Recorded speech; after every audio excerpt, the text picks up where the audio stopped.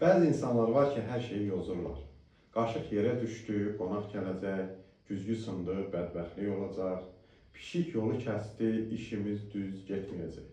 Amma düşünək, doğrudanmı bir əşyanın duruşu taleyimizi dəyişir?